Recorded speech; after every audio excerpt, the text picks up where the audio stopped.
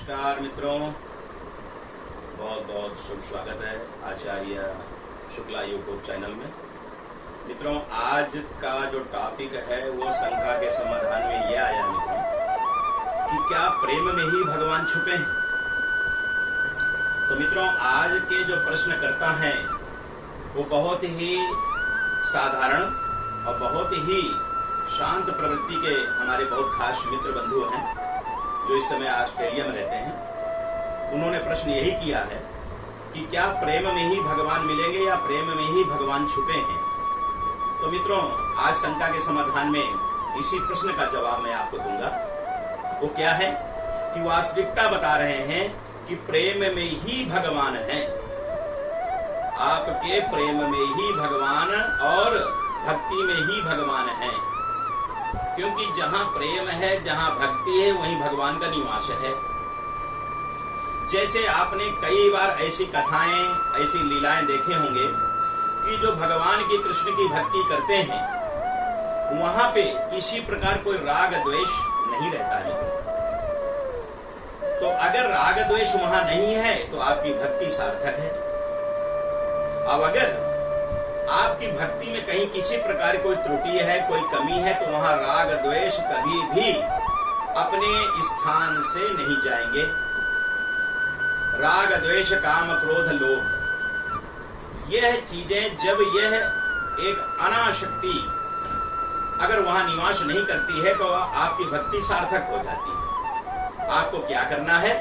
अपने आप को पहले भक्त बनाना है। जब भक्त बनोगे तो भगवान के प्रति प्रेम में आपकी लगन लग जाएगी। भगवान से लगन लगने के लिए कोई प्रमाण नहीं चाहिए, किसी प्रकार किसी को प्रूफ नहीं देना है। आपकी भक्ति, आपका प्रेम ही आपको प्रूफ और प्रमाण दे देगा कि वास्तविकता भगवान में आपका प्रेम है कि नहीं, आपकी भक्ति है कि नहीं। क्योंकि जहां भक्ति है, जहां प्रेम है, भगवान वहीं दौड़े चले आते हैं। मित्रों, परमात्मा को प्रसन्न करने के लिए आपके आंखों से भगवान के प्रति, परमात्मा के प्रति आंसू अगर कभी गिरते हैं तो समझ लीजिए कि परमात्मा आपके सानिध्य में ही कहीं पर भी विराजमान है। और ये भी कह सकते हैं कि हो सकता है आपके अंतःकरण में ही विराजमान है, क्योंकि जो परमात्मा के लिए आंसू गिराए, जो परमात्मा के लिए आंसू गिरे, वो आंसू नहीं है, वो आपके भक्ति का रस है। मित्रों, जब भक्ति के रस में आप बिल्कुल लीन हो जाएंगे तो आपको भक्ति और प्रेम और परमात्मा ये तीन ही दिखेंगे, बाकी सब कुछ क्षुब्ध हो जाएगा और लुप्त हो जाएगा, वहां कुछ भी नहीं दिखेगा आपको। मित्रों, क्या करना है उसके लिए? आपको अपने आप को भक्ति में बिल्कुल लीन करने के लिए आपका मन बिल्कुल सुदृढ़, संकल्पित और भगवान पे समर्पण होना चाहिए। अगर सुदृढ़, संकल्पित, भगवान पे समर्पण नहीं है आपका मन, तो कभी भी भक्ति के मार्ग में आप प्रवेश नहीं कर सकते हैं। भक्ति में प्रवेश करने के लिए आपको क्या करना है?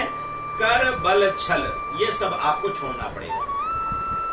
कर, बल, छल, निंदा, ये सब कुछ छोड़ करके पराई, आप अगर कुछ करना चाहते तो पराई भलाई करें, दूसरों के प्रति हित सोचें, दूसरों का भला सोचें, तो आपको क्या मिलेगा? आपको मिलेगा भक्ति का बहुत बड़ा रस।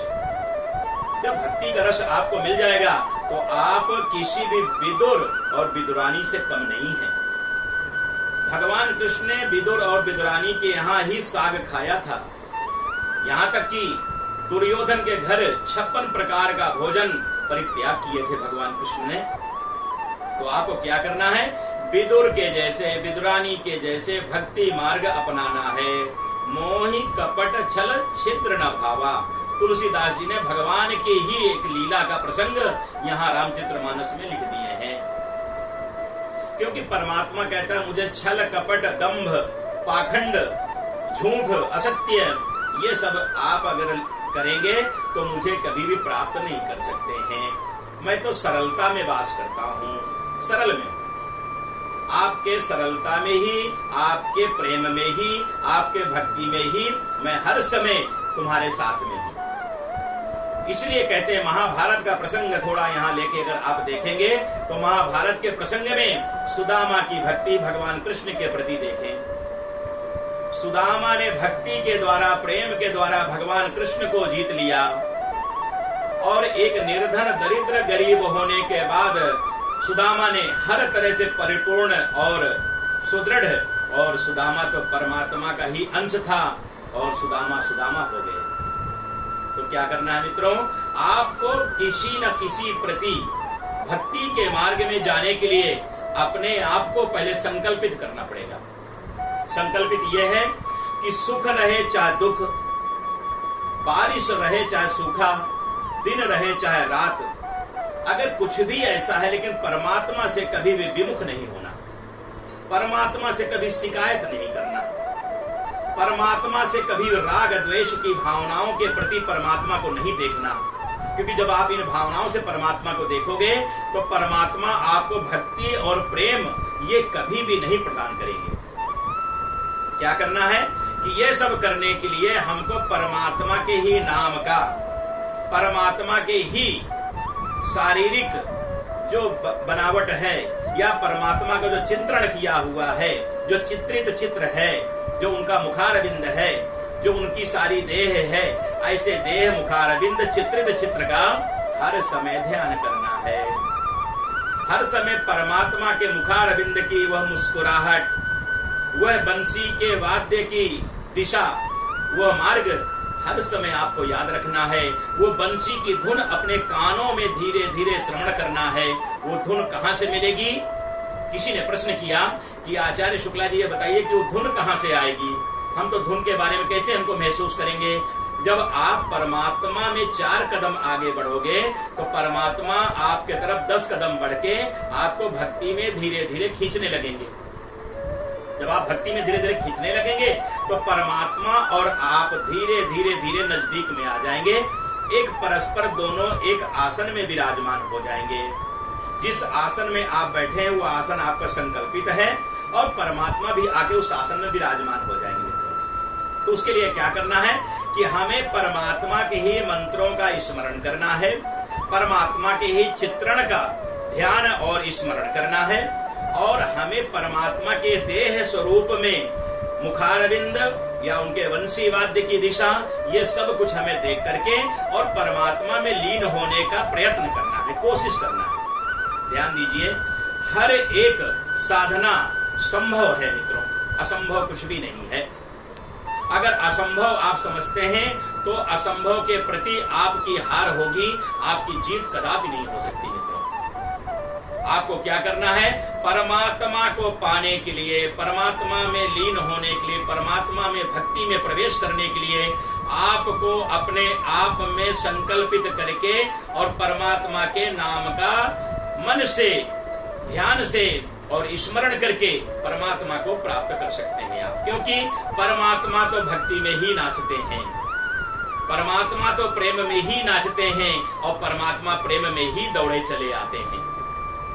अगर परमात्मा को प्राप्त करने का सरल, सीधा और बहुत ही अच्छा उपाय है तो मित्रों छोटे रूप में मैं यही कहूंगा कि आपको अपने आप को भक्ति में खो देना है।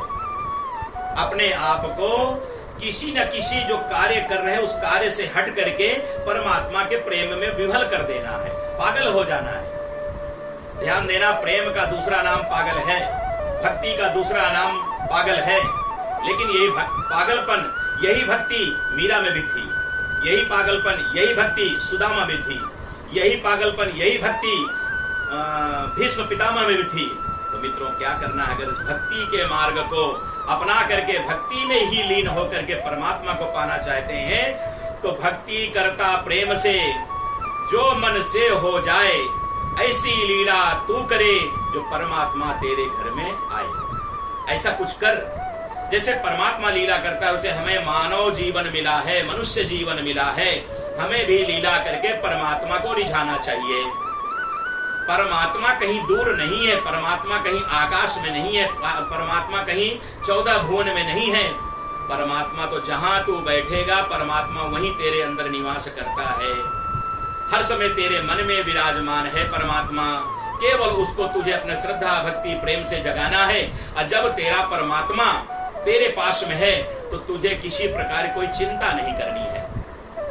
इसलिए मित्रों क्या करेंगे, ज्यादा से ज्यादा इन बातों को सब लोग श्रवण करें, घर घर में अपने मन में अपने भावनाओं में उतारें, देश विदेश में बैठे हुए अपने बच्चों को सिखाएं। मित्रों बंधुओं, अगर आप लोग सब इन भावनाओं को, इन मेरी प्रेम वाणी को और मेरे विचारों को अपने जीवन में लेके चलोगे तो आपके जीवन में खुशियां ही खुशियां आएंगी और परमात्मा प्रेम में ही दौड़ा चला आएगा। मित्रों तो आज के लिए बस इतना ही। मित्रों छोटे रूप में मैं अपना चिंतन, अपना मनन, अपना ज्ञान आपके सामने प्रस्तुत करता हूँ।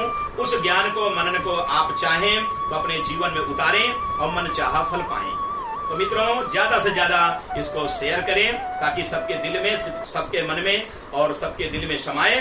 ज्यादा से ज्यादा सब्सक्राइब करें और ज्यादा से ज्यादा मित्रों इसको लाइक भी करें और कुछ टिप्पणियां भी लिखते जाएं ताकि कुछ टिप्पणियां लिखने से हमारे मन में और भी आपके प्रति अच्छे विचार आएंगे। मित्रों आज के लिए इतना ही छोटा संकल्प लेके मैं आया था, वो संकल्प आप सबके सामने प्रस्तुत कर दिया।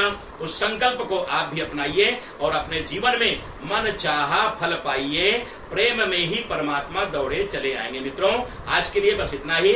नमस्कार। ओम शांति शांति शांति।